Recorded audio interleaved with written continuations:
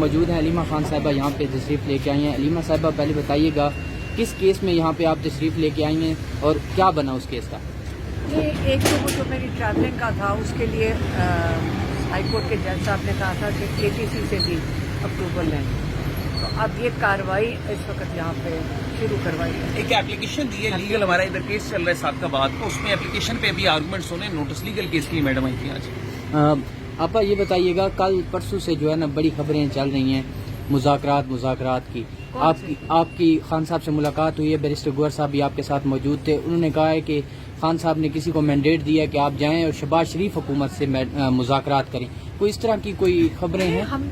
میں نے گوہر صاحب سے بات کی تھی کیونکہ عمران خان نے ہمارے سامنے تو ایسی کوئی بات نہیں کی تھی. تو گوہر صاحب نے یہ نہیں کہا کہ میں نے یہ بات کی ہے.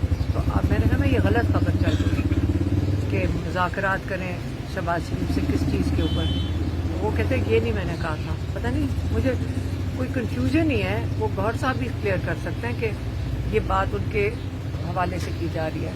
شہباز شریف سے کیا مذاکرات کریں گے؟ میڈم 26ویں ترمیم ریپیل کرتے ہیں، کیا کرتے ہیں؟ جی 26ویں ترمیم کو ختم کرنا چاہ رہے ہیں. لیکن ختم کیسے کرتے ہیں؟ ختم تو دیکھیں اسمبلی سے، انڈین نیشنل اسمبلی سے ہو سکتی ہے، اور دوسرا کورٹ میں. دیکھیں اصل میں تو ہمارا جو ویو ہے PTI کا وہ بڑا کلیئر ہے کہ 26ویں ترمیم کے حوالے سے ہمارے جو کیسز لگے ہوئے سپریم کورٹ میں ان کیسز کو ٹیک اپ کیا جائے اور ان کیسز میں اس ترمیم کو کالعدم قرار دیا جائے. یہ ان اکارڈنس ود لا نہیں ہے. یہ عدلیہ کے جو عدلیہ کی آزادی ہے یہ اس پہ حملہ ہے. یہ اور ہم نے اس کو چیلنج کیا ہوا ہے.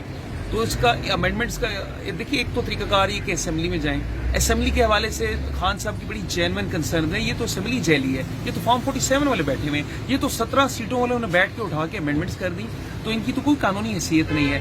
ہاں اسمبلی میں جا کے اگر جینوئن جو مینڈیٹ ہے، جو لوگ جیتے ہیں وہ لوگ آئیں، وہ اس پہ ووٹنگ کریں اور اس کو کالعدم قرار دے سکتے ہیں. سیکنڈلی سپریم کورٹ بھی آپشن ہے، لیکن سپریم کورٹ میں جو بنیادی بات ہے، جو بہت اہم بات ہے، دیکھیے جو کانسٹیٹیوشنل بینچ ہے وہ کریشن ہے 26th امینڈمنٹ کا.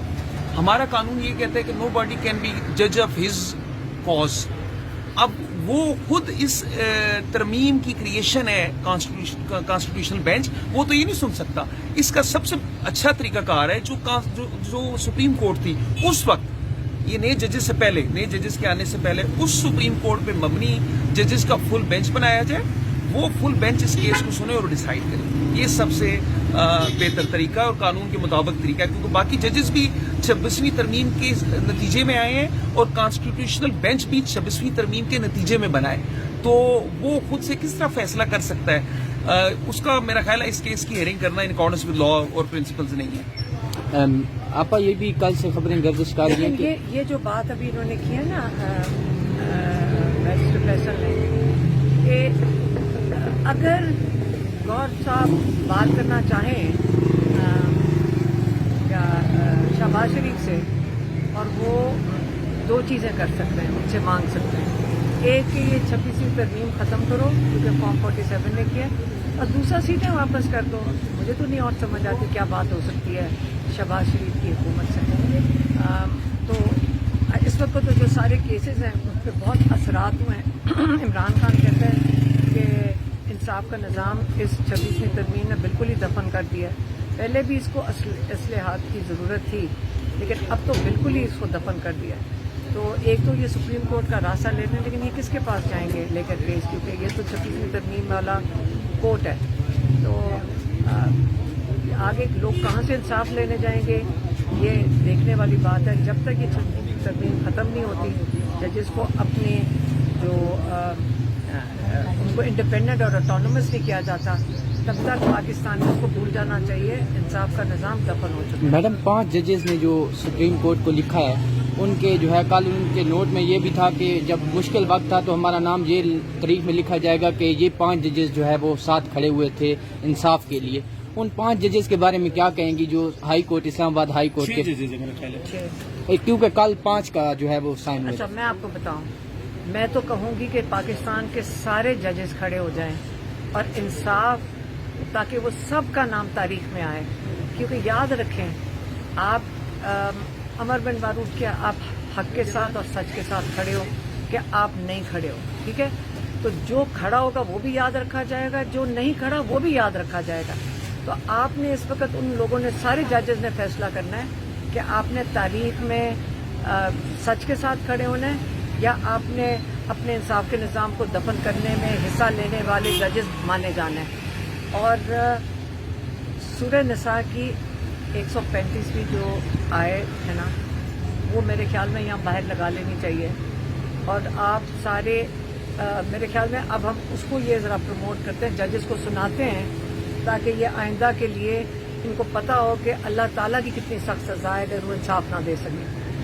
تو میڈم پھر آپ کیا دیکھ رہی ہیں, یہ جو سپریم کورٹ ہے اس میں جو آئینی بینچ بیٹھا ہوا ہے جو کہ 26ویں ترمیم کی ہی نتیجہ ہے, اس کے علاوہ جو ہے جسٹس جو ہمارے سپریم کورٹ کے ہیں چیف جسٹس آف پاکستان, اور اس کے بعد عامر سرفراز ڈوگر صاحب جو کہ ہائی کورٹ کے جو ہے چیف جسٹس ہیں, ان کے بعد بھی پی ٹی آئی ابھی تک یہی رلائے کر رہی ہے کہ ہم عدالتوں میں جائیں گے اور وہاں سے ہمیں انصاف ملے گا, حالانکہ یہاں پہ انصاف جو ہے وہ ایک قسم کا قتل ہو چکا ہے. آپ مجھے بتائیں اگر کورٹس میں نہیں جائیں گے انصاف کے لیے تو کہاں جائیں؟ آپ بتا دیں, ہمارے پاس تو اور کوئی جگہ نہیں. میم اتنی بڑی پارٹی ہے, سڑکوں پہ بھی تو آپ کر سکتے ہیں. مزاحمت ہوئی تھی تو آپ کی جو ہے وہ اس کا میں جواب یہ دینا چاہوں گا کہ عدلیہ کی آزادی کے لیے اور عدلیہ میں اصلاحات کے لیے ہم سب کو کوشش کرنی چاہیے. ٹھیک ہے ہماری بہت ریزرویشنز ہیں, ایشوز ہیں, لیکن ہم نے بارہا عدالتوں میں جانا ہے انصاف کے لیے. اور باقی جہاں تک روڈز پہ جانے کا ایشو ہے یا جہاں پہ فریڈم آف ایکسپریشن ہے یا جہاں پہ احتجاج ہے, پرامن احتجاج ہے, وہ تو قانونی اور آئینی حق ہے, وہ تو کسی بھی وقت استعمال کیا جا سکتا ہے. فیصل ملک صاحب یہ بتائیے گا, خان صاحب کے کتنے کیسز ایک کسی میں ابھی لگے ہوئے ہیں اور کل پھر ایک دفعہ اڈیالہ جیل میں کیس لگا ہوا ہے, اس کے حوالے سے بھی بتائیے. دیکھیے خان صاحب کے 9 مئی کے حوالے سے 12 کیسز چل رہے ہیں. ایک جی ایچ کیو کا کیس ہے جس میں 25 گواہان ہو چکے ہیں اور باقی 11 کیسز میں نقول تقسیم ہوئی ہے اور آگے ان میں فرد جرم وغیرہ لگنا ہے. تو کل پھر یہ کیسز فکس ہیں. 9 مئی کے 12 کیسز ہیں. 9 مئی کے بعد جب خان صاحب نے پرامن احتجاج کی کال دی تو بے شمار ایف آئی آرز ان پہ کاٹ دی گئی. 28 ستمبر کے علیحدہ کیسز ہیں خان صاحب پہ, 5 اکتوبر کے علیحدہ کیسز ہیں خان صاحب پہ, 24 سے 26 نومبر کے علیحدہ خان صاحب پہ کیسز ہیں. لیکن اس ٹائم جو کیسز چل رہے ہیں وہ 12 کیسز ہیں 9 مئی کے جن میں چلان آ چکا ہے. سر یہ بتائیے گا, خان صاحب کے کیسز چل رہے ہیں اے ٹی سی میں, باقی عدالتوں میں 9 مئی کے کیسز بھی, سر کون سی بڑی رکاوٹ ہے کیسوں کے حوالے سے جو خان صاحب کی رہائی کے لیے جو ہے آپ سمجھتے ہیں کہ یار یہ بڑی رکاوٹ ہے؟ دیکھیے خان صاحب کے کیسز اگر میرٹ پہ چلیں تو قطعاً کوئی رکاوٹ نہیں ہے. اگر ججز فائل پہ موجود مواد کو دیکھیں, شہادت کو دیکھیں, تو خان صاحب کے کیسز میں تو خان صاحب کو تو ود ان ویکس ٹائم ان تمام کیسز میں بری ہو جانا چاہیے. بالکل بے بنیاد اور بوگس کیسز ہیں. اور ایک اور اہم بات میں کہنا چاہوں گا, خان صاحب نے بارہا ایک بات کی اور وہ لیگل اینگل بھی اس کا ہے. لیگل اینگل کیا ہے؟ لیگل اینگل ایویڈنس کا ہے. خان صاحب یہ کہتے ہیں کہ ان تمام ایلیگیشنز کی یا ان تمام اکرنسز کی جو کہتے ہیں 9 مئی کے اکرنسز ہوئے ہیں, ان تمام کی سی سی ٹی وی فوٹیج لی جائے اور سی سی ٹی وی فوٹیج لے کے اس کو شہادت کا حصہ بنایا جائے. اس میں دیکھا جائے کون سے لوگ ہیں, کیا ہیں, اور اس کی بنیاد پہ آگے پروسیڈ کیا جائے. دودھ کا دودھ اور پانی کا پانی ہو جائے گا.